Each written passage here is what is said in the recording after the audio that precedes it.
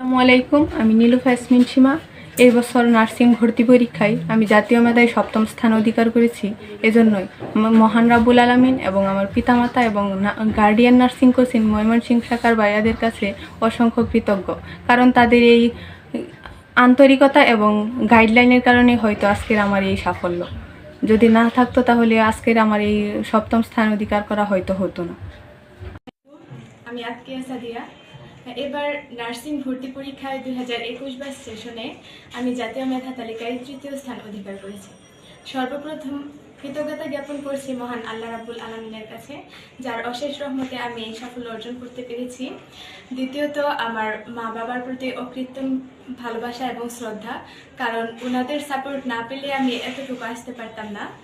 আর বিশেষভাবে ধন্যবাদ জ্ঞাপন করছি গার্ডিয়ান কোচিং সেন্টারকে, কারণ ওই কোচিংয়ের ভাইয়ারা আমাকে যথেষ্ট সাপোর্ট করেছেন আমার এই সাফল্য অর্জনের জন্য।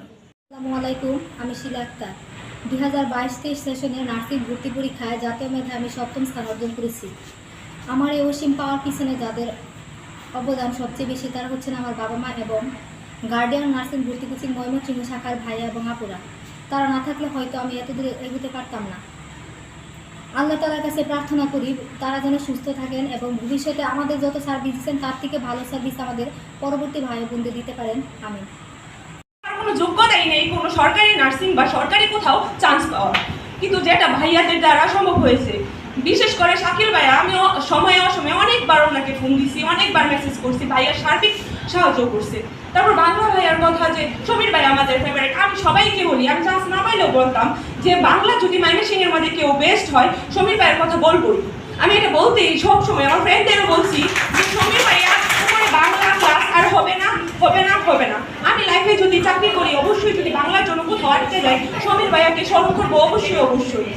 আর তুষার ভাইয়ের কথা বলতেই হয়, আমি লাস্ট কিছুদিন পরীক্ষার 2 মাস আগে আমার সার্জারি হয়, আমার বাবার সার্জারি হয়। আমার ফ্যামিলিতে আমি একমাত্র মেয়ে হওয়ার সুবাদে, ভাই না থাকার সুবাদে আমার সব কিছুই আমাকে দেখতে হয়েছে। তো সেই জন্য আমি অনেকটা পিছিয়ে গেছিলাম। তো আমি সবসময় ভাইয়ারে বলতাম, সমীর ভাইয়া ওকে বলছি, শাকিল ভাইয়া ওকে বলছি, তুষার ভাইয়া ওকে বলছি যে আমি মনে হয় পাবো না ভাইয়া। তারপর ভাইয়া, তুষার ভাই সবসময় বলতো তুই পাবি, তুই পাবি। মানে কোচিং থেকে ভাইয়া কাউকে বলে নাই মিড 4-এ দেওয়ার জন্য, কিন্তু আমাকে বলছিল। কিন্তু লাস্ট টাইম আমি এতটাই দুর্বল হয়ে গেছিলাম মানসিকভাবে, যার কারণে আমি মিড 4-এ দেই নাই। কিন্তু আমি 100-র মধ্যে 84 মার্ক অর্জন করতে পেরেছি এবং 150-এর মধ্যে 131.2 মার্ক অর্জন করতে পেরেছি। যদি আমি মিড 4-এ দিতাম অবশ্যই আমার মিড 4-এ হওয়ার সম্ভাবনা ছিল। কিন্তু ভাইয়াদের কথাতে মানে আমি কনভিন্স হয়ে ঠিক আছে টাঙ্গাইলেই দিচ্ছি আমার ফ্রেন্ডদের সাথে থাকার জন্য। তো আমার টাঙ্গাইল নার্সিং কলেজে চান্স হয়েছে। আমি সব কিছু বলতে চাই যে মানে ময়মনসিংহে যদি কোথাও কে সত্যি বলতে কোচিং করে নার্সিংয়ের জন্য, আমি বলবো যে গার্ডিয়ান নার্সিং বেস্ট, মানে বেস্ট, এর উপরে কোনো কথা হবে না। আমি এটাতে আমার জন্য মানে আমাকে কেউ বলে নাই যে নার্সিং